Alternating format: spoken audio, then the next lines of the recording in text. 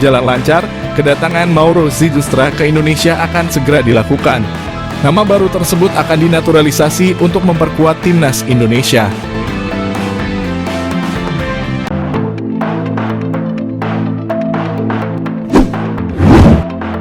Oleh Romenyi, calon naturalisasi baru timnas Indonesia hadir GBK menyaksikan pertandingan Indonesia versus Jepang di tribun VVIP.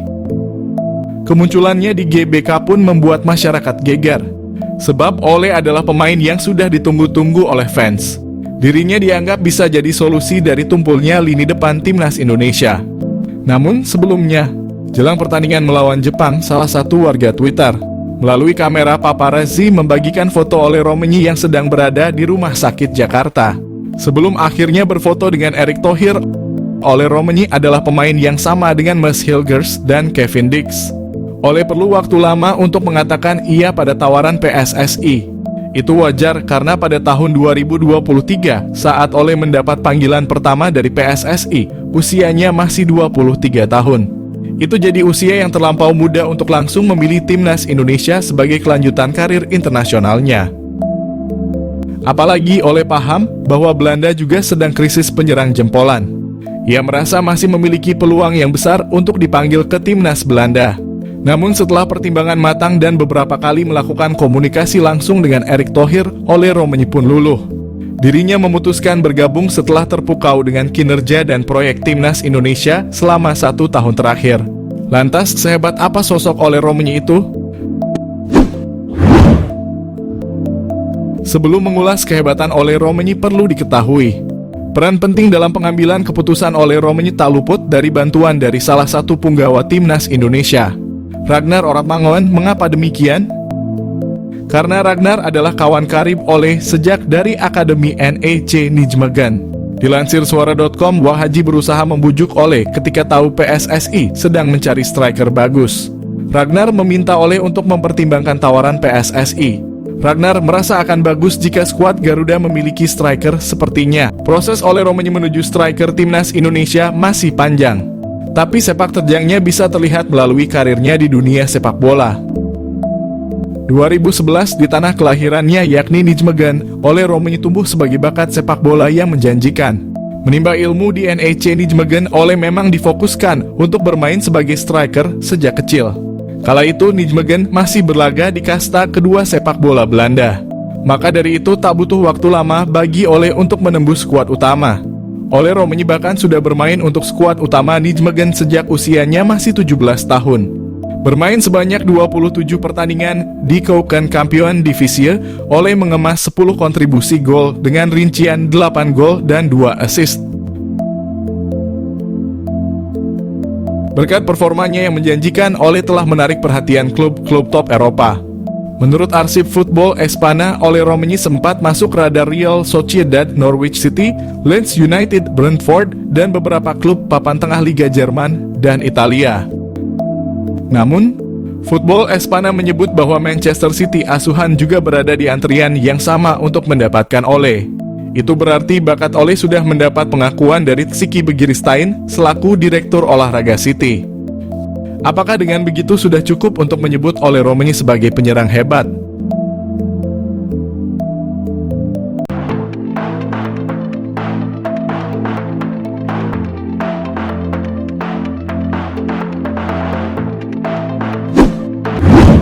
Isyarat proses naturalisasi Ole Romenyi agar segera perkuat timnas Indonesia sudah diunggah oleh Ketua Umum PSSI, Erick Thohir.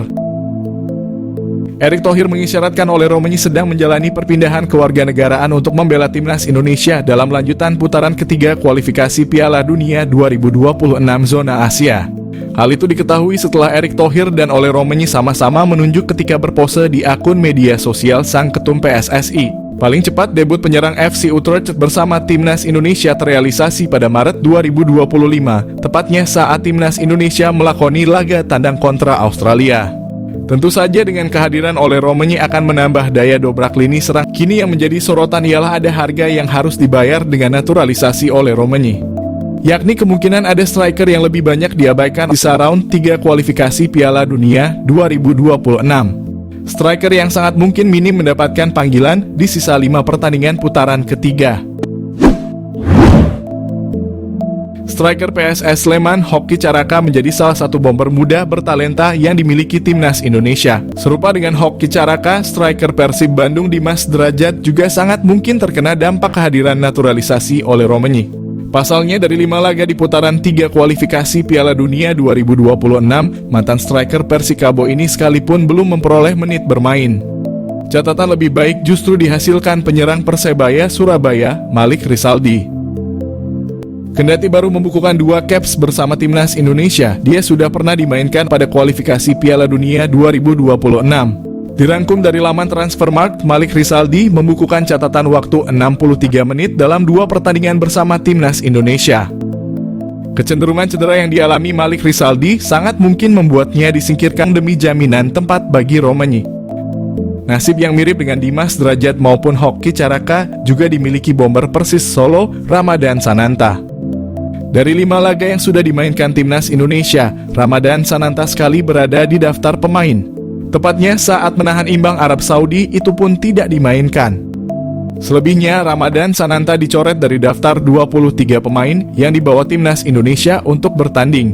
Nama yang paling mengejutkan ialah Rafael Struijk. Penyerang Brisbane Roar Australia tersebut selalu menjadi langganan Shin Tae-yong di round 3. Bahkan dia sudah mengukir 1 gol, tepatnya kala menahan imbang Bahrain. Akan tetapi Struijk belum lama ini memperoleh kritik karena secara performa mengalami penurunan. Jika dikomparasikan dengan Ragnar Oratmangoen, Struijk sangat mungkin untuk terkena imbas dari kehadiran oleh Romagnoli di lini depan skuad Garuda.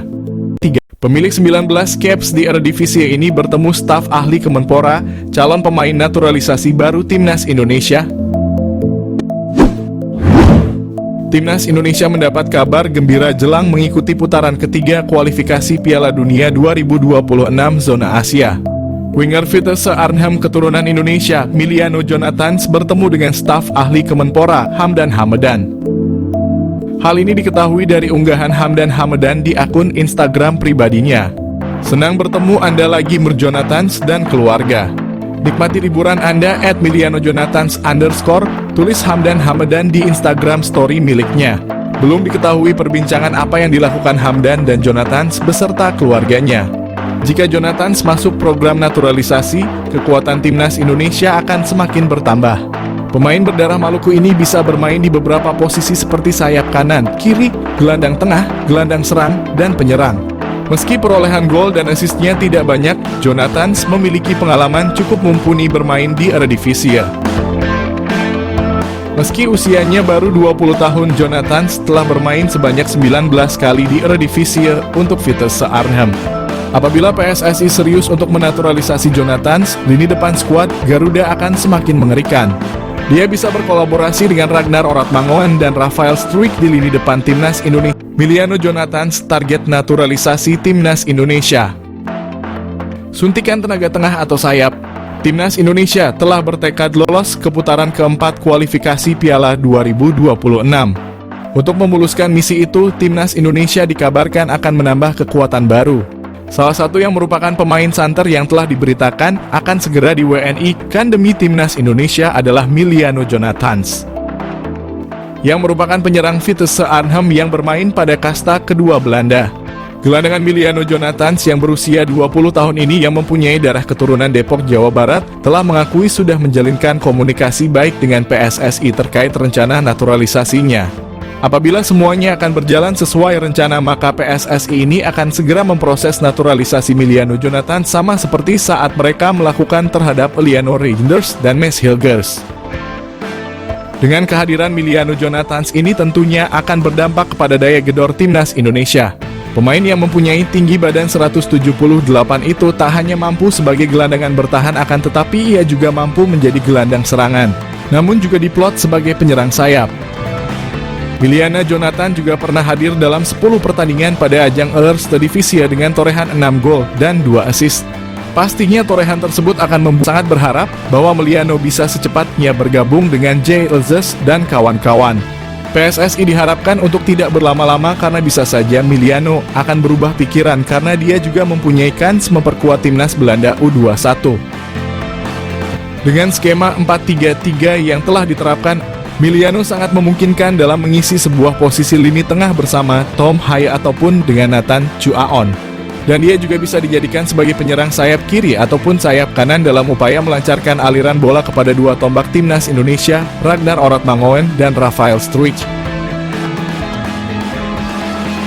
Miliano Jonathans mengaku telah Miliano Jonathans yang selalu disebut menjadi naturalisasi timnas Indonesia saat ini, dia telah mengaku bahwa sudah menjalin komunikasi baik dengan pelatih timnas Indonesia. Miliano Jonathans dapat masuk naturalisasi karena dia sendiri memiliki garis keturunan dari Depok, Jawa Barat. Miliano Jonathans sendiri tengah bertanding bersama Vitesse Arnhem di Eerste Divisie atau kasta kedua Liga Belanda. Miliano Jonathans setelah ditanyakan apakah pernah dihubungi, dengan santainya dia menjawab, "Ya, kami masih berkomunikasi," jawabnya dinukil dari ESPN Belanda. Miliano Jonathans sendiri mengaku masih membuka peluang untuk membela timnas Indonesia. Diketahui Miliano juga pernah dipromosikan ke tim utama sejak tahun 2022, akan tetapi karena usianya yang masih muda dia lebih turun di Liga Belanda U21.